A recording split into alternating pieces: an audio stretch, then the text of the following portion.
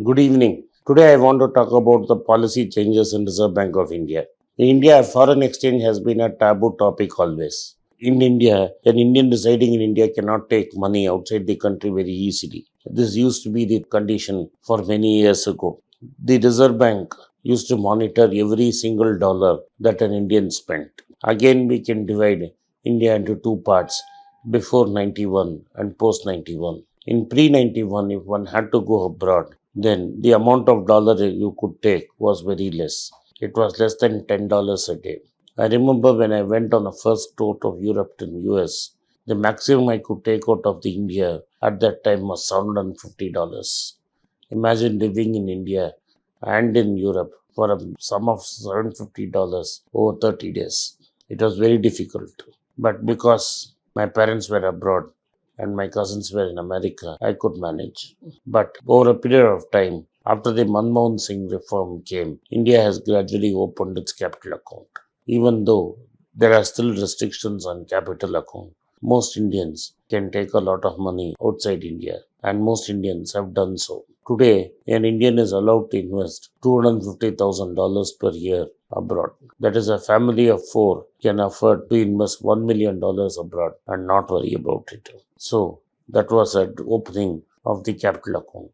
But the bigger, small nuances were still prohibited. If I owned a company abroad, which is now legal, and I control the majority of these stocks, I could not give a personal guarantee to raise loan or funds for that business. That was prohibited. That is, if Tata owned Tata Steel Europe, the Tata Sons, the promoter entity, could not give a guarantee for raising money abroad.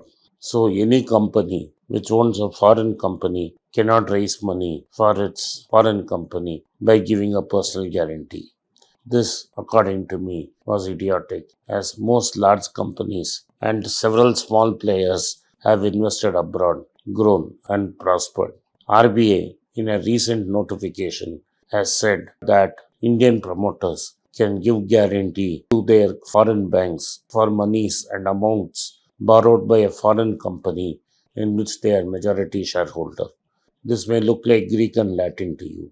What Reserve Bank is saying is if Tata's own a company called Tata Steel in Europe, and Tata Steel Europe needs money to raise finances to run that steel mill, then Tata Sons can give a guarantee to Tata Steel Europe. Or Tata Steel, if it's a subsidiary of Tata Steel India, then Tata Steel India can give a guarantee to that company. Even this basic thing was limited under the FEMA Act. Now the Reserve Bank has permitted Indians to give guarantees abroad.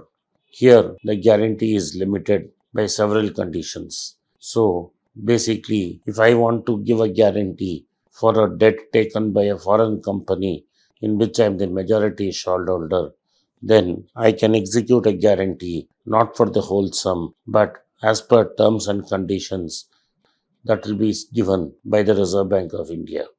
But this itself is a welcome development because this means if Tata Steel Europe goes bankrupt, then Tata Steel India or Tata and Sons will be demanded, could be liability to pay that money, and that liability would be in foreign exchange. The government did not allow an individual to do this because it was scared that it will have not enough for exchange.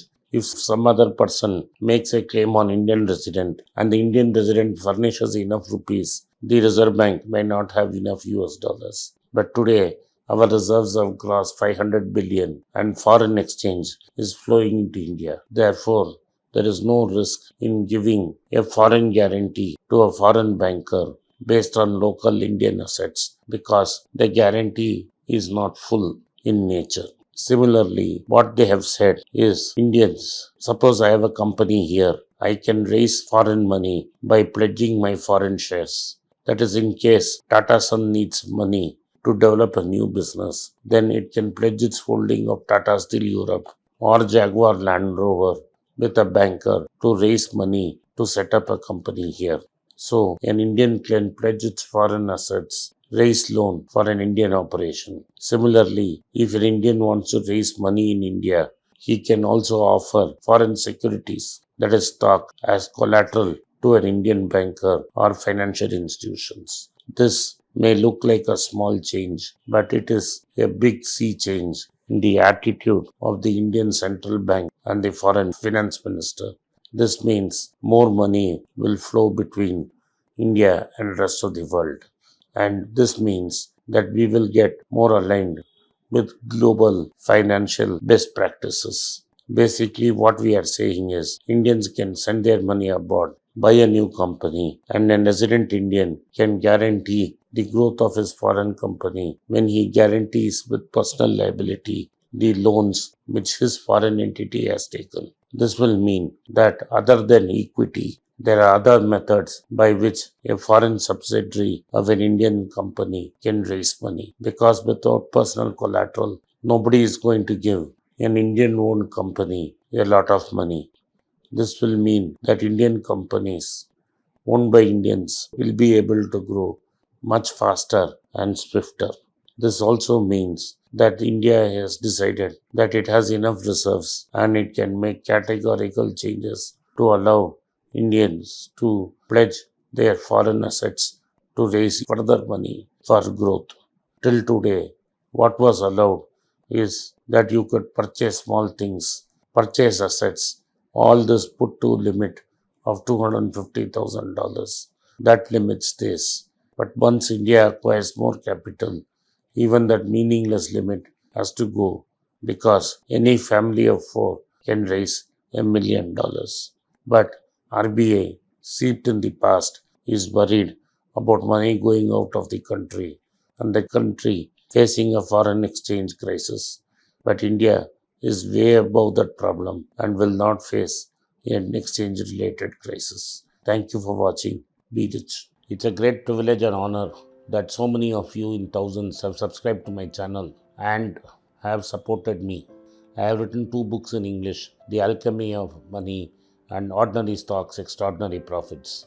These books are published by us and are ready. If you want to procure a copy, send us a message to the WhatsApp number given below and my team would respond to you. If you want an Amazon Kindle copy, you can click the link below. Finally, those who wish to consult with me can send a mail to berichenglish@gmail.com. Once again, I thank you for your support. If you like this video, press the subscribe button of my channel, hit the like button and turn on the bell notification.